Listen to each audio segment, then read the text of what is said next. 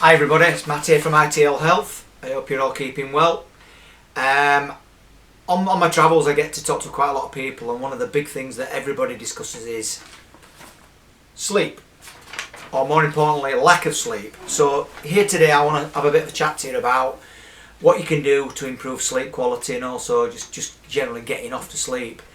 First and foremost, I want to say that I'm not a sleep expert. You know, there is people who do this for a profession and you know they know what they're talking about. So what I'm going to tell you is just my personal opinion. If you do have some serious problems with sleep, then it's probably always worth seeking out a sleep counsellor, somebody who can really help you. But I've got some practical advice that you may want to have a listen to, and fingers crossed it may help you get some good sleep.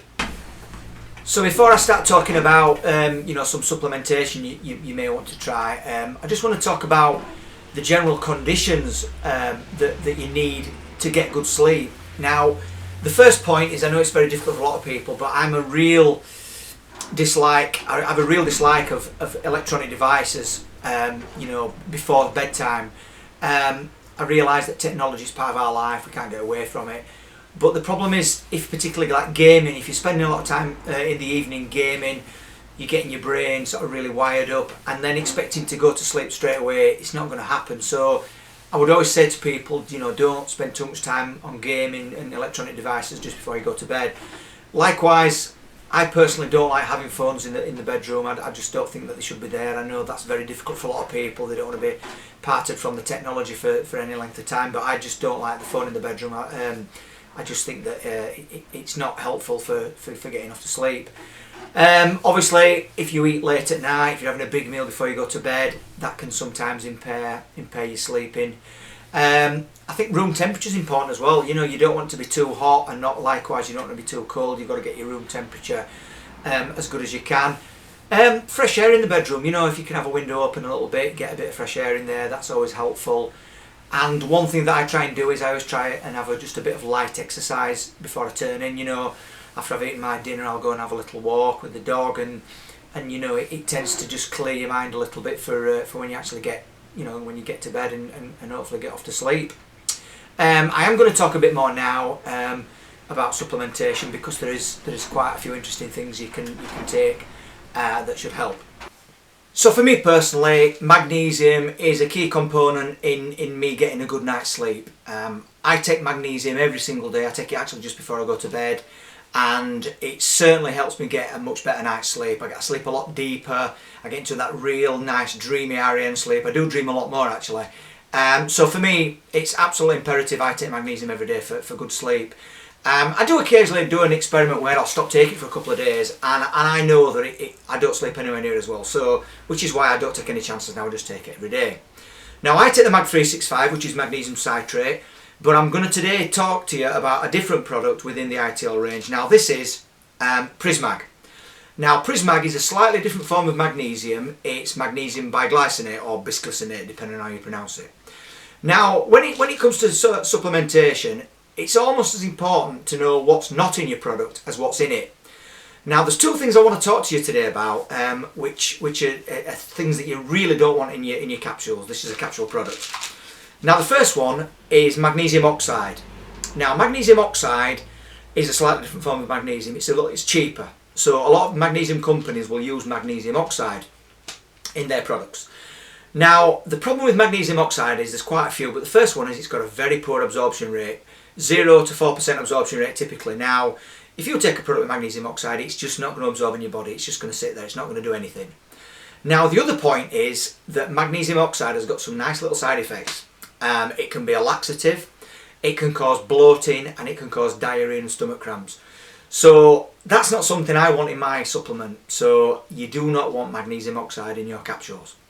Now, the other thing that I want to talk to you about is magnesium stearate. Now, magnesium stearate is a flowing agent. It's what companies use to stop their machines that manufacture capsules. It stops the machine clogging up. Now magnesium stearate is essentially soap scum. Now call me old fashioned, but I don't want to be consuming soap scum. I don't want that in my product.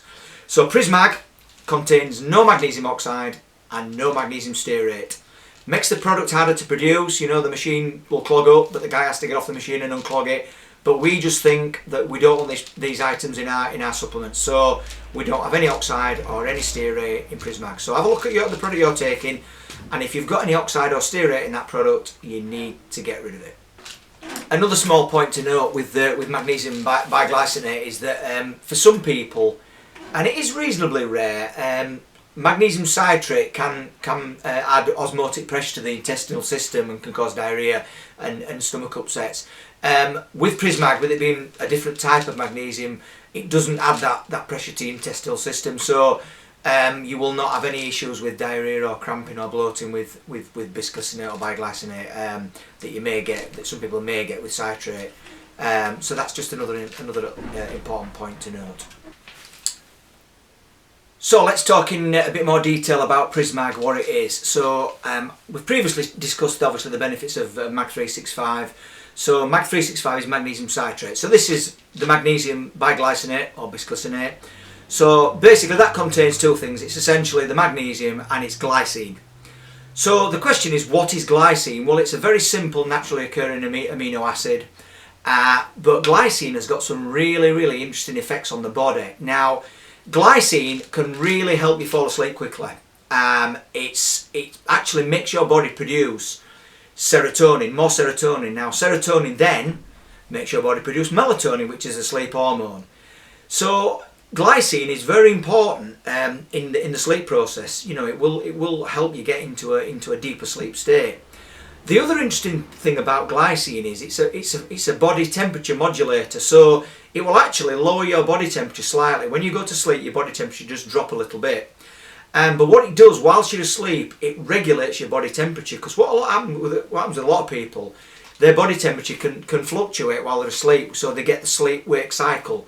Whereas with glycine, it will keep your body temperature more stable, so it will stop you waking up because you get too hot or too cold. It keeps that stable element to your body temperature. So obviously glycine and magnesium together are really a powerful tool for getting some good sleep.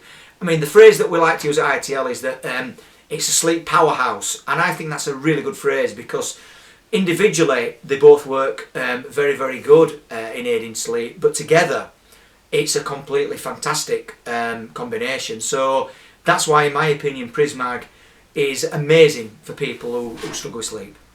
So lastly, and I'm slightly going off topic a little bit, magnesium is so important as an immune system modulator. So it actually makes your body help your body to produce more antibodies, which clearly in the current state with coronavirus, that's got to be helpful, you know. So, you know, magnesium plays a vital role in keeping our immune systems working correctly and topped up and making ourselves less vulnerable to viruses and infections and things like that. So it's another good reason for taking magnesium, and like I say, for people who are really struggling with sleep, Prismag is really a fantastic product, and I've seen so much success with people taking it. And that's about it, guys. So any questions, just drop me a line and I'll see if I can answer them. But stay safe and stay well, and thanks for watching.